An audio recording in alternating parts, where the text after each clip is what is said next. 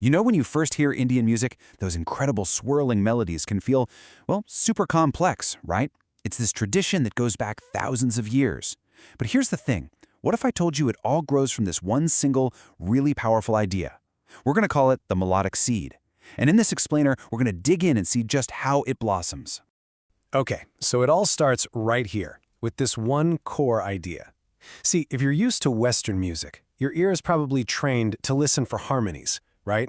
You're listening for all these different instruments building chords together. But Indian music, it asks you to listen in a totally different way. It's all about a single, flowing line of melody.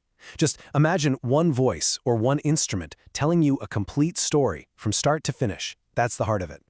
So the best way to really get a handle on that musical story, well, it's to stop thinking of it just as music. Think of it more like a language.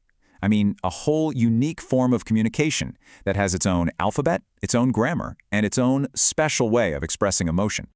All right, let's get into it. We're going to start by really digging into this idea of music as a language, a super structured way of communicating that's been perfected over, like, thousands of years. I mean, just think about it. Any language you speak has letters, right? An alphabet.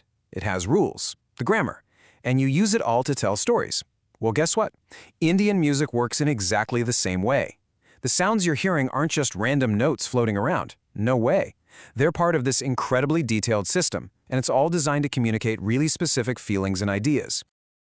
Okay, so if it's a language, what's the alphabet? Let's break down the actual building blocks of sound, the things that make up every single melody you hear. So, the most basic letter in this entire musical language is something called a swara. If you're coming from a Western music background, you just call this a note. Simple as that. It's one single, distinct pitch, and it's the absolute foundation. And there are 7 of these main swaras. Together, they're called the saptak. Now, you can see all their official names and what they do here, but really, musicians just call them sa, re, ga, ma, pa, da, and ni. It's kind of like our do, re, mi, you know? These 7 notes are the foundational scale. They are the core alphabet that every single melody is built from. But here's where things get really cool. This is where this musical language shows off just how subtle and beautiful it is. Because the real magic, the expressive power, it doesn't just come from those 7 notes. It comes from the spaces in between them. And that brings us to this amazing concept called shruti. So what is it? A shruti is a microtone. We're talking about the smallest possible change in pitch that our ears can even pick up. Think of it like this. If a swara is the letter A written on a page, the shrutis are all the different ways you can say that letter A. You can say it with surprise, with sadness, with joy. You get the idea. That's what shrutis do. They add all that emotional color and nuance. And listen, this isn't just some vague, kind of mystical idea. Get this, almost 2,000 years ago, this ancient text, the Natya Shastra, it scientifically identified and wrote down exactly 22 of these distinct microtones, all within a single octave. I mean, can you believe that? We're talking about a system with an incredible ancient level of precision. So let's just break it down nice and simple. The 7 swaras, think of them like stone steps. They're clear, they're distinct. But the 22 shrutis, that's the rich, colorful mosaic that flows between those steps. It's literally the difference between just seeing a word written on a page and actually hearing someone speak it with real human emotion. Okay, so we've got our alphabet of sound, the swaras and the shrutis. But how do you arrange them to actually make musical sentences? Well, that brings us right to the very heart of Indian music, the raga. You know, the word raga itself basically tells you everything you need to know about its purpose. It comes from a Sanskrit root that means to delight or, and I love this one, to color the mind. So a raga is so much more than just a scale. It's a melodic framework, like a specific recipe for sound that's designed to paint a very particular emotion inside the listener's head. Yeah, the absolute best way to think about a raga is to imagine it's a recipe. Okay, so first, you get your ingredients. That's a specific set of notes you're allowed to use. Then you get the cooking instructions. Those are the rules for how you move between the notes. And what's the final result? A musical dish with a totally unique personality and its own emotional flavor. Now this is super important. Understanding the difference between a raga and its parent scale, which is called a thought. Think of the thought like a painter's palette. You've got all your colors laid out, just the raw materials, right?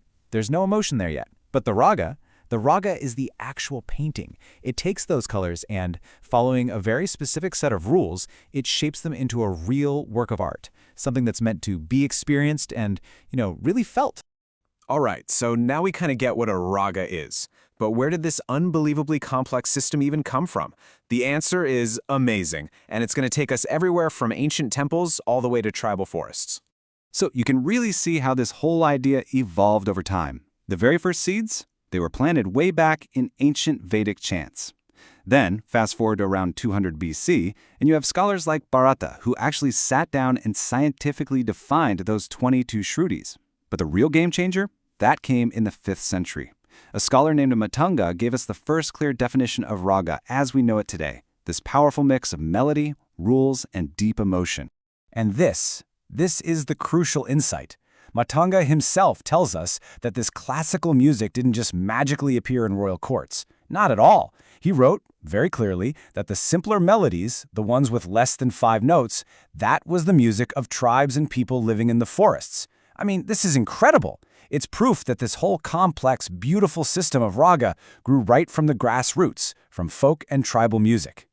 And you can literally see this history hidden in plain sight just in the names of the ragas themselves. For example, the raga Saveri, it probably comes from the Savara tribe. Bhairaf, that's the name of another well-known tribe. Some names even point to influences from other countries, like Yaman. And others are named after whole regions, like Karnataka. It's like every name is a single thread in this massive, beautiful tapestry that's woven from countless different cultures. Which brings us to one last and really crucial point. This ancient musical language, it's not some dusty old museum piece. Not at all. It is a living, breathing art form. And this quote just says it perfectly. Tradition is an ever-growing phenomenon. For hundreds and hundreds of years, Indian music has been absorbing new ideas, evolving and growing. That ancient grammar we talked about, it doesn't trap musicians in the past. Instead, it gives them this incredible foundation to build on, to constantly find new ways to express themselves and create something totally new. And you can hear this living tradition today. You hear it in those shimmering, almost voice-like lines of the sitar, in the incredibly complex conversational rhythms of the tabla, and in the warm, breathy chords of the harmonium. Every single musician learns this ancient language, but then they use it to speak in their own totally unique voice. So when you think about it, it's pretty amazing. From that one simple seed, just a single melodic line, an entire universe of sound has blossomed. It's a language that's been spoken for thousands of years, and yet, somehow, it never, ever runs out of new things to say. Which really just leaves one question, doesn't it? What stories will these ancient melodies tell us next?